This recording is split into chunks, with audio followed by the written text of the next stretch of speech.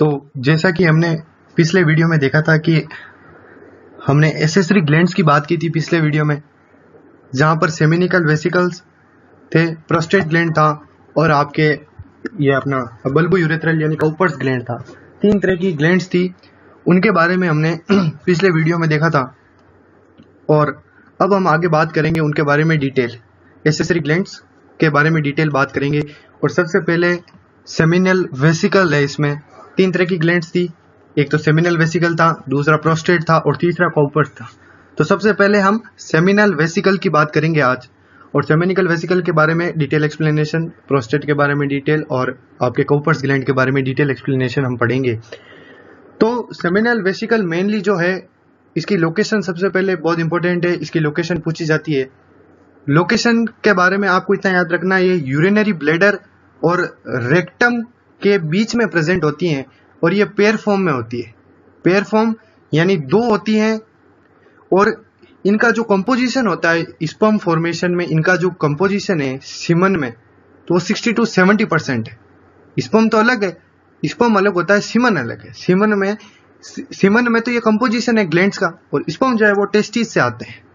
Testis में इनके composition होते हैं, सेमिनल वेसिकल का, प्रोस्टेट का, काउपर्स का, इनका कंपोजिशन मिलके ही एक स्पर्म फॉर्मेशन होता है। और इसका जो अमाउंट है वो मैक्सिमम होगा, जैसे दिख ही रहा है 60 to 70% है, तो मैक्सिमम ही है। और बाकी 30% जो है वो प्रोस्टेट का होता है, वो हम आगे पढ़ेंगे। और सेमिनिकल फ्लूइड जो है ये एल्कालीन होता है, यानी बेसिक मीडियम होता है। हम जानते हैं कि स्पर्म जो है वो बेसिक मीडियम होता है स्पर्म का। तो ये बेसिक मीडियम होता कैसे है, तो आप देख रहे हैं कि यहाँ पर जो सेमिनल वेसिकल है ये भी एल्कालीन उसमें फ्लूइड डालता है, और इसका व्हाइटिश कलर का फ्लूइड होता है, व्हाइटिश कलर का एल्कालीन फ्लूइड होता है। और अब हम सेमिनल वेसिकल में प्रेजेंट कुछ कंपोनेंट्स की बात करें, जैसे फ्रक्टोज है, फ्रक्टोज हो गया आपका, इसमें अगर आप बात करेंगे तो प्रोस्टाग्लैंडिन है, सिट्रेट है, कुछ कंपोनेंट्स है, और इनके सबके अपने अपने काम है। जैसे फ्रक्टोज है, तो फ्रक्टोज क्या करता है, स्पर्म को फ्यूल प्रोवाइड करता है। फ्यूल प्रोवाइड करता है तभी स्पर्म क्या होता है, मूवमेंट शो करता है। तो मूवमेंट शो करने के लिए उसको फ्यूल की जरूरत होती है, जो कि फ्रक्टोज उसकी पूर्ति करता है। फ्यूल का अमाउंट है वो फ्रक्टोज उसमें पूरा करता है। और दूसरा, रेप टेस्ट में फ्रक्टोज से ही पता लगाया जा सकता है। जितने भी रेप्स होते हैं उनमें जो टेस्ट होता है उसमें फ्रक्टोज के कंपोजिशन से ही आगे की जानकारी पता की जा सकती है। तो आपको ध्यान रखना, सेमिनिकल वेसिकल के बारे में ये छोटा सा इंट्रोडक्शन था। इसमें हमने पढ़ा कि जो सेमिनल वेसिकल है वो यूरिनरी ब्लैडर और रेक्टम के बीच में प्रेजेंट है, ये इसकी लोकेशन की बात हो गई। अब बात करें तो ये पेयर फॉर्म में होती है, यानी 2 होती है, ये हमने पढ़ा। उसके बाद में हमने देखा कि एक सीमन में सेमिनल वेसिकल का 60 to 70% कंपोजिशन होता है, जो कि मैक्सिमम है। और सेमिनिकल फ्लूइड जो सीक्रेट होता है वो एल्कालीन नेचर का होता है और उसमें व्हाइटिश कलर होता है। ये चीज हमें ध्यान रखनी है। उसके बाद में हमने देखा कि इसमें सेमिनल वेसिकल में कंपोनेंट्स होते हैं, जिनमें पहला कंपोनेंट हमने अभी पढ़ लिया है, जो कि फ्रक्टोज है। फ्रक्टोज जो है वो स्पर्म को फ्यूल प्रोवाइड करता है मूवमेंट के लिए। और दूसरा, ये रेप टेस्ट में भी यूज होता है। अब आगे चलते हैं। हाँ, तो इसमें हम ये देखेंगे कि यहाँ पर मैं इसको स्ट्रक्चर बताना बहुत जरूरी है इसमें यहाँ पे, क्योंकि अब देखेंगे, मैं सबका एक बार दिखा देता हूँ। सेमिनिकल वेसिकल की मैंने बात की थी। सेमिनिकल वेसिकल जो है वो आपको मैंने बताया था यूरेटर और यूरिनरी ब्लैडर और रेक्टम के बीच में होता है। तो ये यूरिनरी ब्लैडर और रेक्टम के बीच में हो गया। अब जस्ट इसके नीचे क्या आ रहा है, प्रोस्टेट ग्लैंड आ रही है, और प्रोस्टेट ग्लैंड के नीचे क्या आ रहा है, बल्बो यूरेथ्रल ग्लैंड आ रही है। अब हम लोग कंफ्यूज यहाँ हो जाते हैं कि प्रोस्टेट ग्लैंड जो है ये हम वहां पर लिखा होता है कि ये सिंगल होती है, इसका पेयर नहीं होता है। लेकिन यहाँ पर देखने से ऐसा लगता है जैसे कि ये पेयर है, ये एक इधर दिख रही है, एक इधर दिख रही है, पर ऐसा होता नहीं है। इसके पीछे ये वजह है, ये जो है ये इस प्रकार की है प्रोस्टेट ग्लैंड। अब इसके आगे ये इजैकुलेटरी डक्ट आने की वजह से ये क्या है, ये पीछे छुप गया है। इसके पीछे छुपने की वजह से ये जो सिंगल है ये डबल दिख रहा है, बाकी ऐसा है नहीं, ये सिंगल ही है। ठीक है। तो दूसरी बात ये है, ये अपना यूरेथ्रा आ गया, हम जानते हैं, इसके बारे में बताने की जरूरत नहीं है। टेस्टिस हो गया। ये फोर स्किन जो है ये स्किन है जो कि पेनिस को सराउंड करती है पूरे चारों ओर से। ठीक है। और यहाँ पर ओपनिंग होती है। और ये ग्लांस पेनिस कौन से स्ट्रक्चर होता है। ठीक है। और टेस्टिकुलर लोब्यूल्स, रेटेटेस्टिस, ये मैंने बता दिया था पिछले वीडियो में। वासा एफरेंसिया, एपिडिडाइमिस, वास डिफरेंस और यूरेटर, ये सब हमने सीक्वेंस वाइज बात की थी। ये यहाँ से लेकर यहाँ तक पूरा एक सीक्वेंस होता है। ठीक है। ये सीक्वेंस में चलते हैं हम। और हमने ग्लैंड्स की बात कर ली है, बुल्बोयूरेथ्रल ग्लैंड की भी बात करेंगे आगे। ठीक है जी। तो ये जो स्ट्रक्चर में हमने देखने को बोला था प्रोस्टेट ग्लैंड का, वो पीछे स्ट्रक्चर में हमने बताया था कि प्रोस्टेट ग्लैंड क्या होती है, सिंगल इन नंबर होती है, सिंगल ही होती है। ये प्रोस्टाग्लैंडिन की हमने बात कर ली है। प्रोस्टाग्लैंडिन क्या है, वो कंसंट्रेशन प्रोवाइड करता है स्पर्म को, और सिट्रेट जो है वो एसिडिक मीडियम प्रोवाइड करता है। प्रोस्टेट ग्लैंड 5 लोब्स में प्रेजेंट होता है, और इसकी बात करें तो ये जो है सेमिनिकल वेसिकल के नीचे होता है, ये हमने पीछे स्ट्रक्चर में देखा है, और इसके नीचे बल्बोयूरेथ्रल होता है, वो भी हमने देखा है। सिंगल इन नंबर ये अकेला होता है, बता दूं फिर भी ये पेयर में नहीं होता है, इसका पेयर प्रेजेंट नहीं होता है, ये पेयर में बिल्कुल नहीं मिलता है, ये जो है सिंगल है। और बात करें तो ये एल्कालीन, ये भी एल्कालीन प्रोस्टेटिक फ्लूइड सीक्रेट करता है, जिसका कि सीमन में कंपोजिशन होता है 20 से 30%, और 20 से 30% होता है तो बाकी क्या होता है हम जानते हैं। 70% किसका होता है, 70% होता है सेमिनिकल वेसिकल का। ठीक है, तो 70% आपका हो गया सेमिनिकल वेसिकल का, ये हो गया सेमिनिकल वेसिकल का, और ये जो 20 से 30% है वो किसका हो गया आपका, इसका प्रोस्टेट का। तो टोटल मिला के 100% हो जाता है।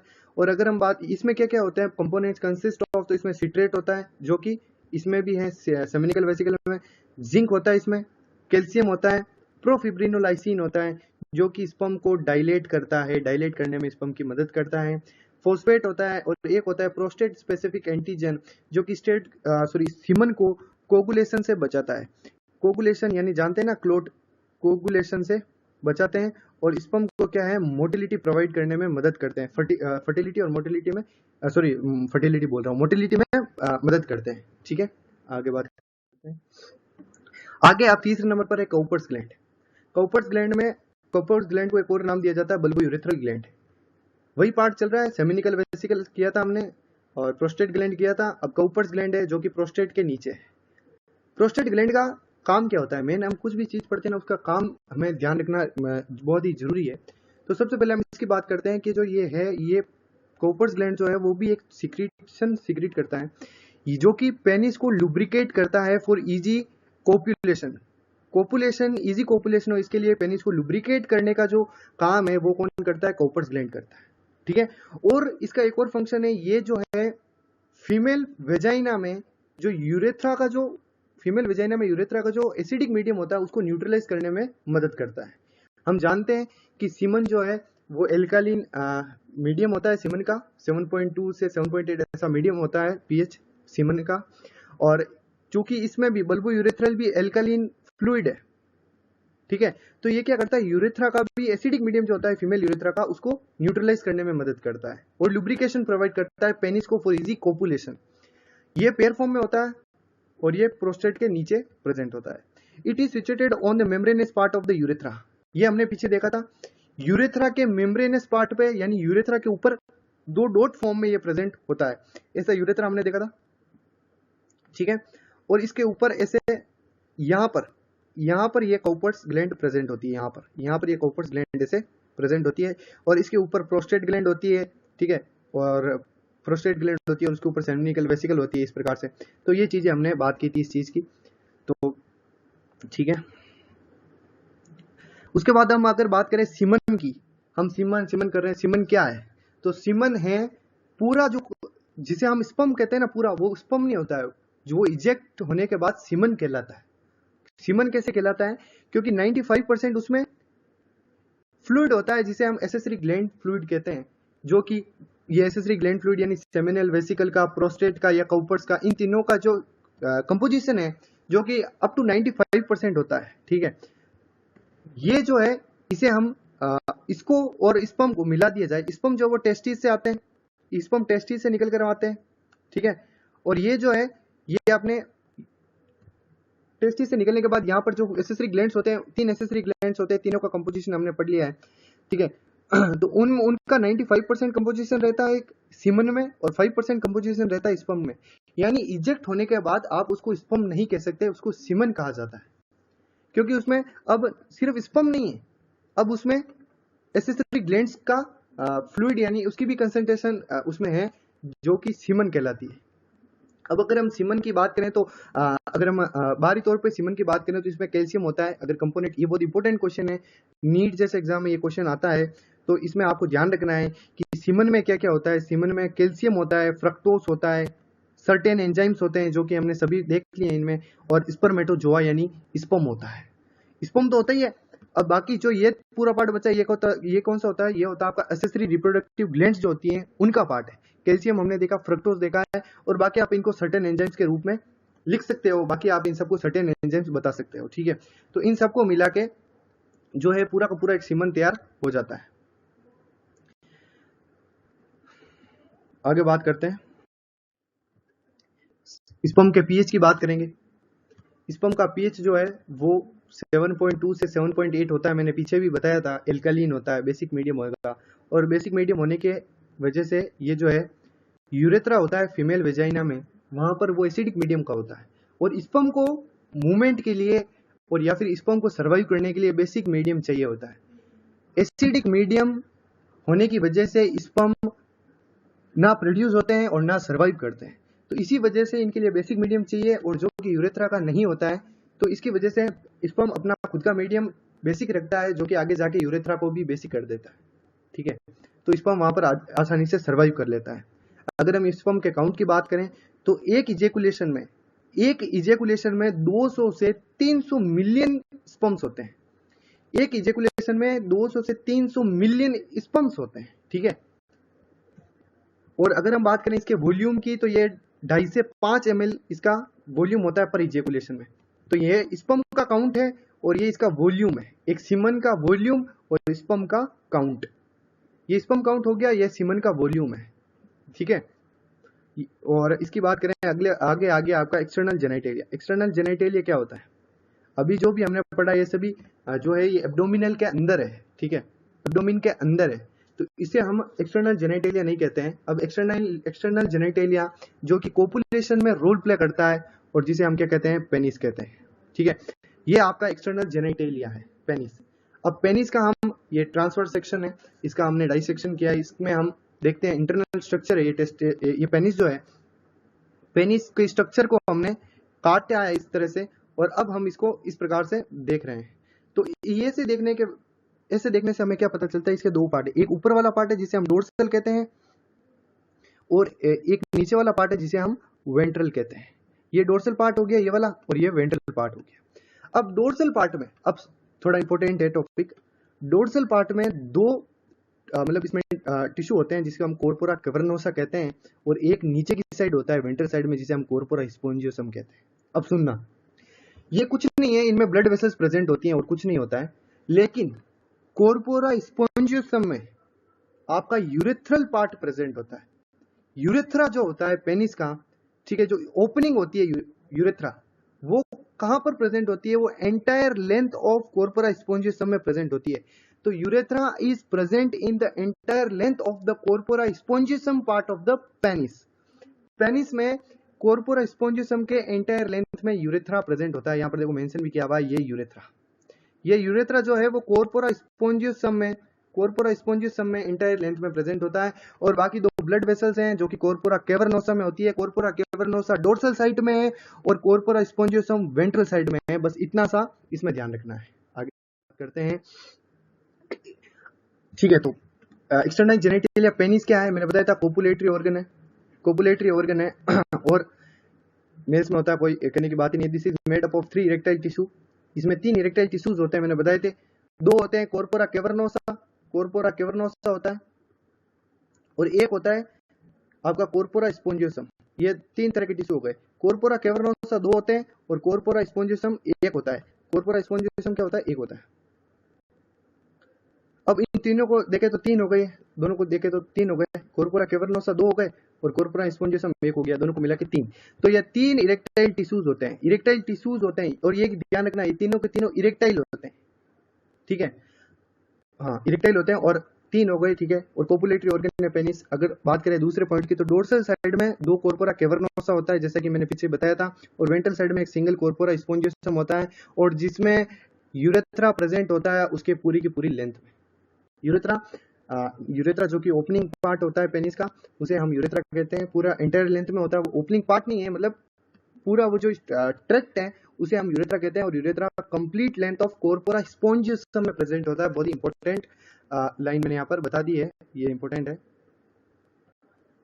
ठीक है। कंप्लीट लेंथ ऑफ यूरेथ्रा में प्रेजेंट होता है। और अब हम बात करेंगे interior sensitive part of the penis is called as glans penis. जो केप लाइक स्ट्रक्चर होता है, जिसे मैंने बच्चे पीछे बताया स्ट्रक्चर में कौन से बोला है मैंने उसको, उसे ही हम ग्लांस पेनिस कहते हैं। ठीक है, ये देखो ये लास्ट पार्ट जो होता है, अरे यार जो लास्ट पार्ट होता है ना उसे हम ग्लांस पेनिस कहते हैं।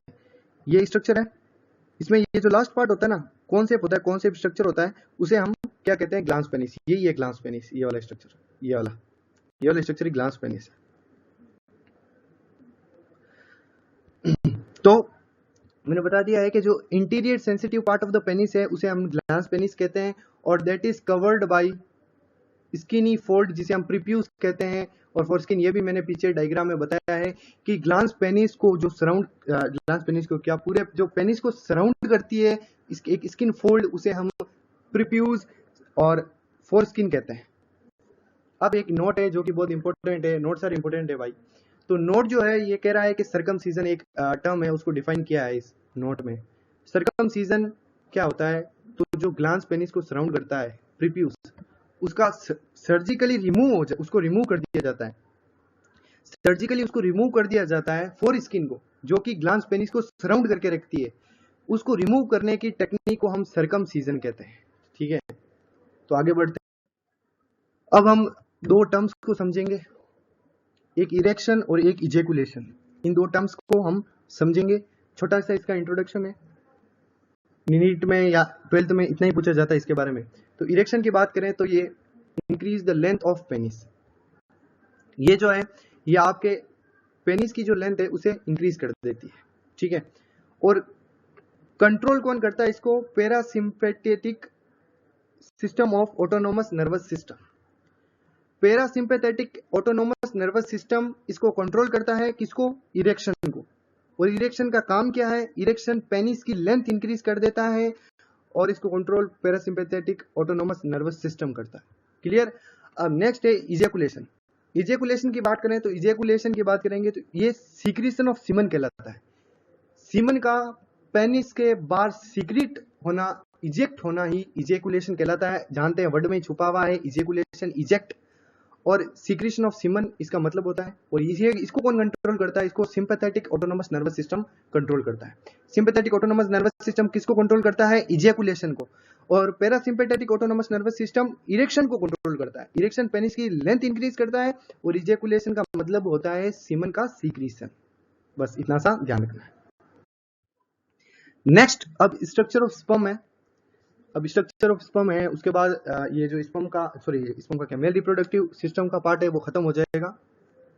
तो इसमें एक छोटा सा टॉपिक है स्ट्रक्चर ऑफ स्पर्म, जो भी एनसीईआरटी में, और अब तो अच्छी बात है कि जो राजस्थान बोर्ड है उसने भी एनसीईआरटी को अडॉप्ट किया है, और जो कि मुझे बहुत ही सही डिसीजन लगा है, क्योंकि एक कॉम्पिटिटिव एस्पिरेंट स्टूडेंट जो होता है उसके लिए ये बहुत ही एक मतलब कठिन समय हो जाता है कि आप 11th में तो चलो कोई बात नहीं, हमने 11th में जो अपना स्टेट बोर्ड है, जो भी राजस्थान बोर्ड है, मैं राजस्थान की बोर्ड की बात कर रहा हूँ खास तौर से, उसमें हम देखा जाए तो उसमें क्या होता है कि बायोलॉजी हो गई, जैसे केमिस्ट्री फिजिक्स में अलग टॉपिक्स चलते हैं, कुछ टॉपिक अलग होते हैं, और आपकी एनसीईआरटी जो कि नीट के लिए होती है उसमें टॉपिक अलग होते हैं। तो एक नीट एस्पिरेंट के मन में थोड़ा इसी दुविधा रहती है कि यार क्या पढ़े तो एनसीईआरटी पढ़े या फिर अपनी आरबीएससी पढ़े, क्योंकि आरबीएससी में बायोलॉजी की बात कर रहा हूँ मैं, उसमें 44 चैप्टर्स होते हैं माय डियर।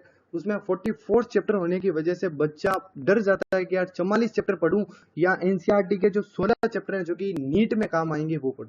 तो मुझे ये बहुत ही अच्छा डिसीजन लगा कि ये प्रेशर कम हो जाएगा बोर्ड का, और बच्चों को सिर्फ एनसीईआरटी पे ही फोकस करना होगा, राजस्थान बोर्ड पे नहीं।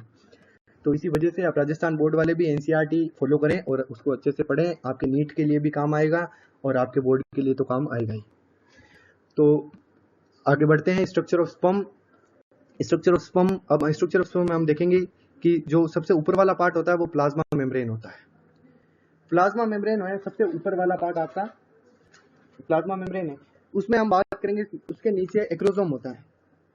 एक्रोसोम है, एक्रोसोम और इसके नीचे होता है प्लाज्मा मेम्ब्रेन। ये ऊपर वाला पार्ट एक्रोसोम होता है, उसके नीचे ये देखो ये वाला पार्ट जो है ना, ये प्लाज्मा मेम्ब्रेन है, ये प्लाज्मा मेम्ब्रेन है, और सबसे ऊपर वाला स्ट्रक्चर एक्रोसोम होता है। इनके बारे में डिटेल हम पढ़ेंगे, एक्रोसोम क्या होता है वगैरह वगैरह पढ़ेंगे, लेकिन अभी इसका स्ट्रक्चर जानना बहुत जरूरी है।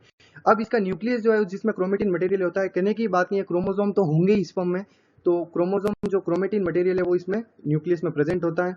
अब मेनली अगर मैं स्पर्म की बात करूँ तो ये 3 पार्ट में डिवाइड है, एक हेड में, दूसरा पार्ट नेक और तीसरा पार्ट टेल। ये 3 पार्ट होते हैं स्पर्म के, ये टेल, ये नेक और हेड।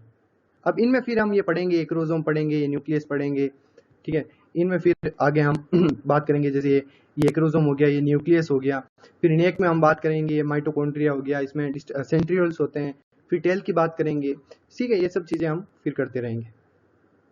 तो यहाँ पर आप देखो मिडिल पीस है, मिडिल पीस में क्या होता है, माइटोकॉन्ड्रिया होता है और ये एनर्जी प्रोवाइड करता है स्विमिंग में, मूवमेंट में एनर्जी प्रोवाइड करता है। आप जानते हैं माइटोकॉन्ड्रिया एनर्जी प्रोवाइड करता है, हम 11th में 10th में भी पढ़ लेते हैं। तो ये जो है माइटोकॉन्ड्रिया जो है वो एनर्जी प्रोवाइड करता है और जो कि स्विमिंग यानी मूवमेंट में मदद करता है माइटोकॉन्ड्रिया, सॉरी स्पर्म को, ठीक है। तो इसमें आप कुछ चीज मैं आपको बता दूं, यहाँ पर 2 तरह के सेंट्रियोल भी होते हैं। यहाँ पर आपको दिखेगा ऐसा, ये स्ट्रक्चर दिख रहा है इसके अंदर, ये वाला स्ट्रक्चर, ये वाला जो है ना, इसको हम डिस्टल सेंट्रियोल कहते हैं। और नीचे वाला जो पार्ट है जो कि एंटायर लेंथ में नीचे, वो है आपका डिस्टल सेंट्रियोल। और एक मैंने आपको बताया था ये जो अपना एक्सियल फिलामेंट है, ठीक है। एक प्रोक्सिमल और डिस्टल 2 पार्ट होते हैं, ठीक है। प्रोक्सिमल और डिस्टल 2 पार्ट है इसमें। और ये नीचे, सॉरी मैंने एक थोड़ा यहाँ पर मिस्टेक कर दी है, सॉरी, ये डिस्टल नहीं होगा, ऊपर वाला पार्ट प्रोक्सिमल है, ऊपर वाला पार्ट जो है वो प्रोक्सिमल है। और यहां पर जो ये नीचे वाला पार्ट दिख रहा है जो कि इसके एंटायर लेंथ में है, उसे हम डिस्टल कहेंगे, ठीक है। तो ये ऊपर वाला पार्ट प्रोक्सिमल सेंट्रियोल हो गया और नीचे वाला पार्ट क्या हो गया, डिस्टल सेंट्रियोल हो गया। थोड़ा सॉरी कंफ्यूज हो गया था, ऊपर वाला प्रोक्सिमल होता है और नीचे वाला डिस्टल होता है। इसमें वैसे क्लियर भी नहीं दिखा रखा है बताऊं तो, मतलब ऊपर इस साइड में जो सेंट्रियोल होता है वो प्रोक्सिमल होता है और ये नीचे वाला जो पार्ट है ये डिस्टल है। अब सेंट्रियोल क्या है हम आगे बात करेंगे। और इसके बाद में बता दिया मिडल पीस होता है। और यहाँ पर हम देखेंगे कि जो इसके बीच में जो स्पेस है, यानी एक जो आपके प्लाज्मा मेम्ब्रेन और एक्रोसोम के बीच में स्पेस है, उसे हम परफेरोटोरियम कहते हैं, परफेरोटोरियम, जो कि हम आगे बता दूंगा, मैं आपको लिख के मैंने पूरे अच्छे से नोट्स बनाए हैं खुद ने। तो यहाँ पर परफेरोटोरियम है जो कि मैंने आगे आपको बता दूंगा। तो इसमें मैंने बताया है मेन इसके 4 पार्ट होते हैं, 4 पार्ट होते हैं। यहाँ पर 3 ही दिखाए हुए हैं, ये देखो, ये रहा तीसरा पार्ट, सॉरी, ये मिडिल पीस भी इसका पार्ट होता है। तो स्पर्म के मेनली 4 पार्ट होते हैं, हेड होता है, नेक होता है, मिडिल पीस और टेल, 4 पार्ट है। अब इनमें ऊपर सबसे ऊपर एक्रोसोम होता है और नीचे होता है आपका यहाँ पर प्लाज्मा मेम्ब्रेन। एक्रोसोम और प्लाज्मा मेम्ब्रेन के बीच के स्पेस को हम परफेरोटोरियम कहते हैं। और नेक में या मिडिल पीस में आप कह सकते हैं माइटोकॉन्ड्रिया प्रेजेंट होता है। मिडिल पीस में क्या होता है, माइटोकॉन्ड्रिया होता है। यहाँ पर देखोगे तो आपको माइटोकॉन्ड्रिया दिख जाएगा, माइटोकॉन्ड्रिया। और माइटोकॉन्ड्रिया क्या करता है, स्विमिंग में हेल्प करता है, यानी स्पर्म के मूवमेंट में हेल्प करता है। माइटोकॉन्ड्रिया एनर्जी प्रोवाइड करता है, ठीक है, स्पर्म को। और ये टेल पार्ट है जो कि मूवमेंट में हेल्प करती है। आप जानते हैं स्पर्म फ्लैजिलेटेड है और फ्लैजिले का जो अरेंजमेंट होता है हम जानते हैं वो, अरे भाई साहब क्या हो गया ये,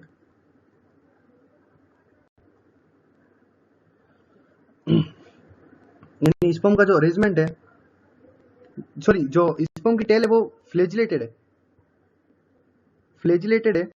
और फ्लैजिलेटेड है इसी वजह से इसका जो अरेंजमेंट होता है वो डाइसेक्शन करने के बाद जो अरेंजमेंट दिखता है इसका, वो 9+2 अरेंजमेंट होता है। ये हमने पढ़ा है, 9th 10th में भी पढ़ते हैं। 9+2 अरेंजमेंट क्या होता है ये अभी बताने की जरूरत नहीं है, क्योंकि फ्लैजिला को कट करने पर 9+2 अरेंजमेंट दिखता है, ठीक है। तो टेल पार्ट जो हो गया स्पर्म का, वो 9+2 अरेंजमेंट शो करता है, ठीक है। आगे बात करते हैं। तो अब हम स्पर्म की बात करेंगे। तो स्पर्म में it consist of following part, इसमें कौन कौन से पार्ट होते हैं अब इसकी बात करेंगे हम डिटेल में थोड़ा। तो स्पर्म में सबसे पहले होता है हेड पार्ट। हेड पार्ट में क्या होता है, एक्रोसोम होता है। एक्रोसोम क्या करता है, केप लाइक स्ट्रक्चर होता है जो कि एपिकल पार्ट में प्रेजेंट होता है, ठीक है। और it is formed by Golgi body, और ये गोल्जी बॉडी द्वारा बनाया जाता है। और sperm consist of sperm lysine enzyme that is produced by lysosome. अगर अच्छे से बात करूं तो मैंने बताया था स्पर्म के 4 पार्ट होते हैं, हेड, नेक, मिडल पीस और टेल। अब इसमें मैं अगर आपको बताऊं तो जो हेड है उसमें भी 2 पार्ट होते हैं, एक एक्रोसोम और एक न्यूक्लियस, ठीक है। तो जो आपका एक्रोसोम है, एक्रोसोम की बात करें तो एक्रोसोम मैंने स्ट्रक्चर में बताया था सबसे ऊपर है, जो कि केप लाइक स्ट्रक्चर होता है। पता आपको केप लाइक स्ट्रक्चर होता है, ये ध्यान रखना है, ये भी एक क्वेश्चन मैंने देखा था। केप लाइक स्ट्रक्चर होता है भाई एक्रोसोम का, ये ध्यान रखना। और ये गोल्जी बॉडी द्वारा फॉर्म होता है, गोल्जी बॉडी ही एक्रोसोम का फॉर्मेशन करती है। एक्रोसोम का फॉर्मेशन कौन करती है?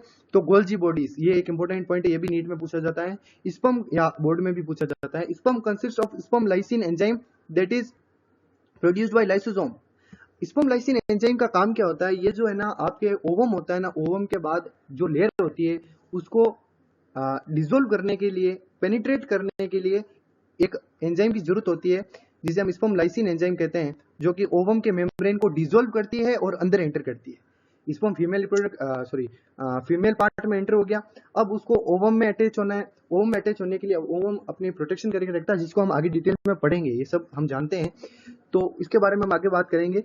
तो उस मेम्ब्रेन को डिसोल्व करके स्पर्म ओवम में एंटर करता है, वो उसमें एक एंजाइम रोल प्ले करता है, वो एंजाइम होता है स्पर्म लाइसिन एंजाइम।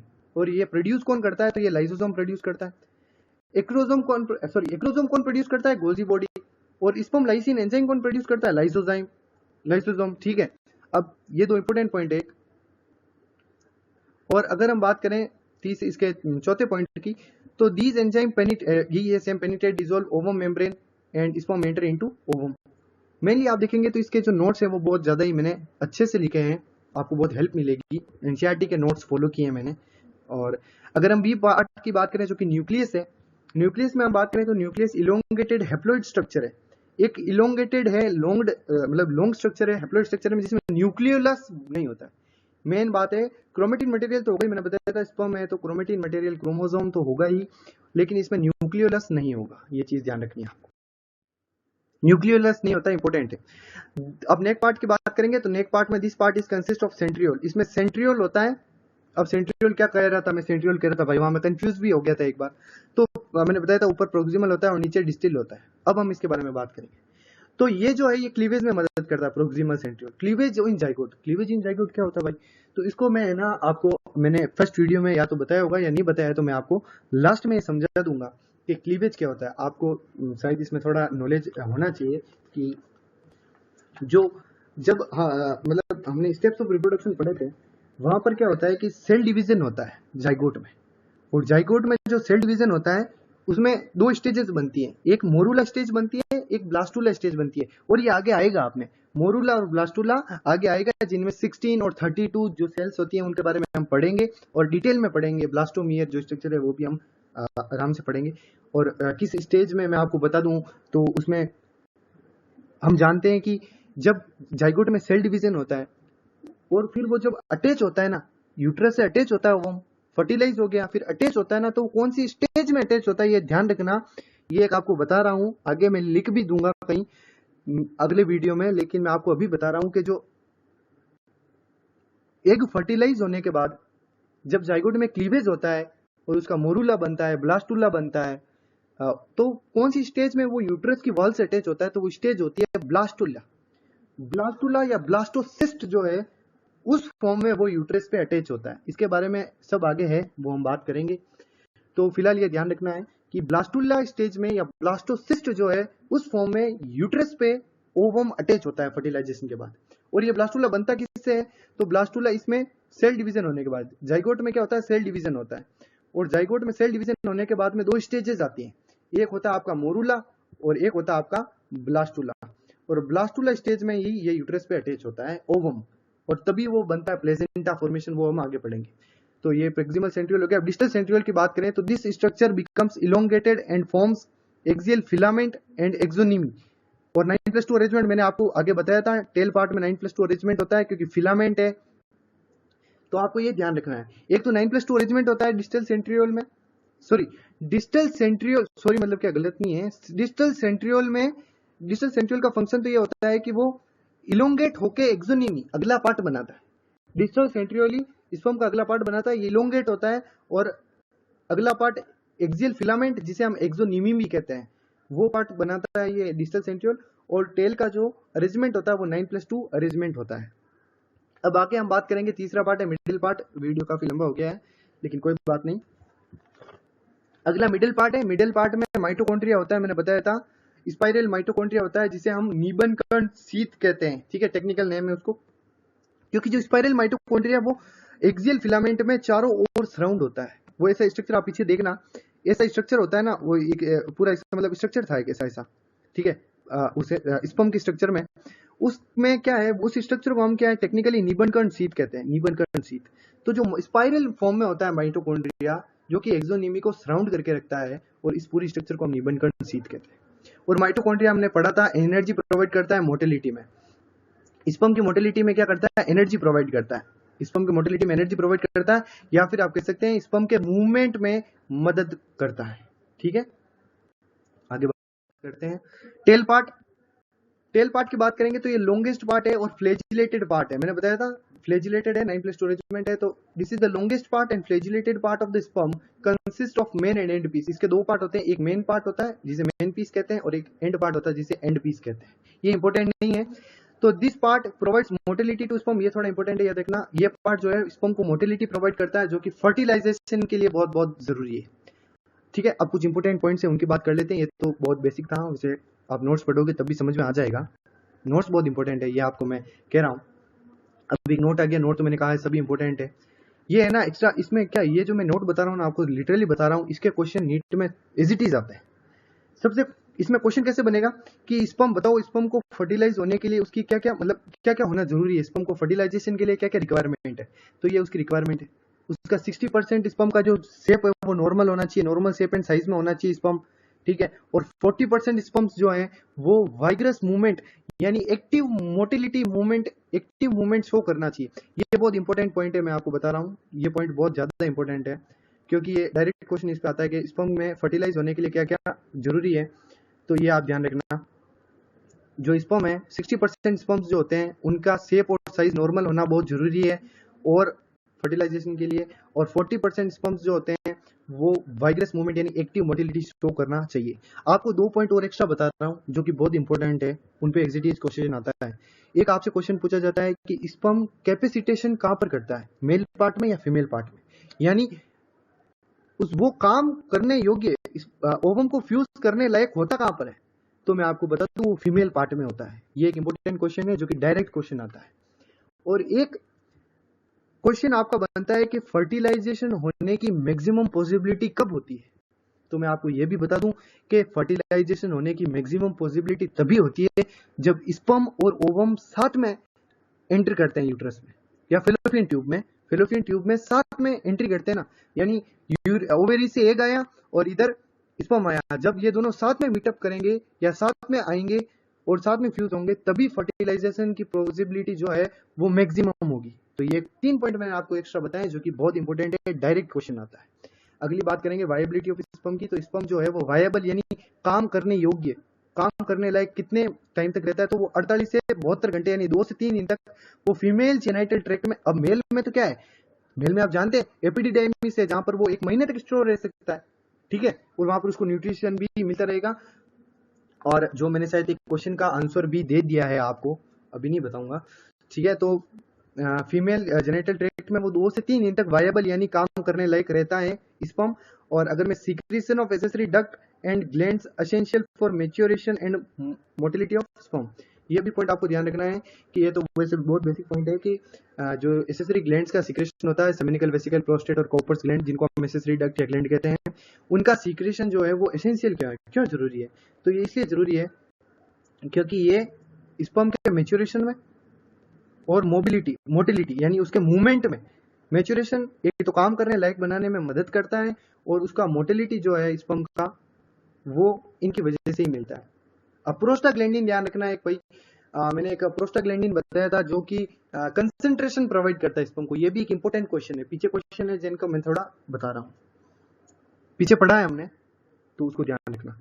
और these duct and glands are regulated by testicular hormone testosterone. तो अब इनका सीक्रेशन वगैरह वगैरह जो ये प्रोस्टेट ग्लैंड है, सेमिनियल वेसिकल है, कॉपर्स ग्लैंड है, तो इनका सीक्रेशन से ये निकल रहे हैं। ठीक है, हमें पता है। तो इनका मदद कौन करता है भाई इनको, तो इनको मदद करता है टेस्टिकुलर हार्मोन जो कि हमने फर्स्ट वीडियो में देखा था, टेस्टोस्टेरोन एंड्रोजन हार्मोन।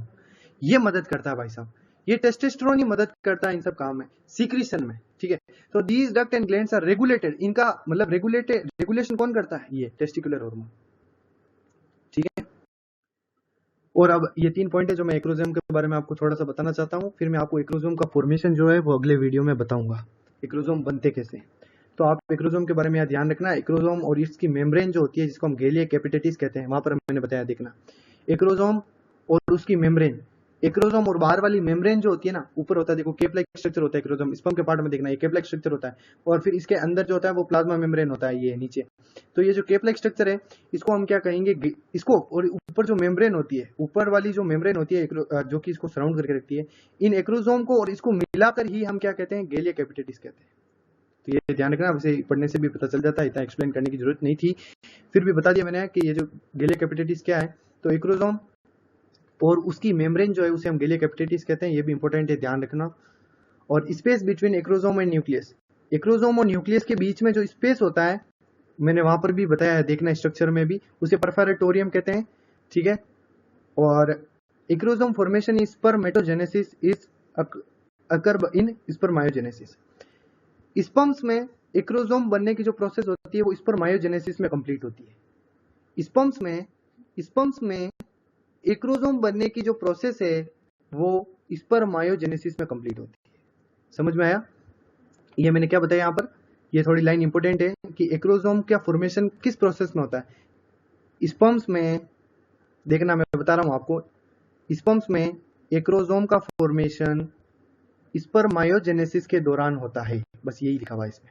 स्पर्मायोजेनेसिस क्या है वो हम स्पर्मेटोजेनेसिस पढ़ेंगे तब बताऊंगा मैं आपको, जो कि आगे है, यानी अगले वीडियो में या उससे अगले वीडियो में जाएगा। तो इसी के साथ आपका जो मेल रिप्रोडक्टिव सिस्टम है वो कंप्लीट होता है। मेल रिप्रोडक्टिव सिस्टम में जितने भी नीट में आने वाला टॉपिक है या आपके बोर्ड में आने वाला टॉपिक है वो हमने कंप्लीट कर दिया है, और बहुत ही जल्द में फीमेल रिप्रोडक्टिव सिस्टम, और उसके बाद स्पर्मेटोजेनेसिस, फिर मेंस्ट्रुअल साइकिल, फिर उसके बाद एक फर्टिलाइजेशन का वीडियो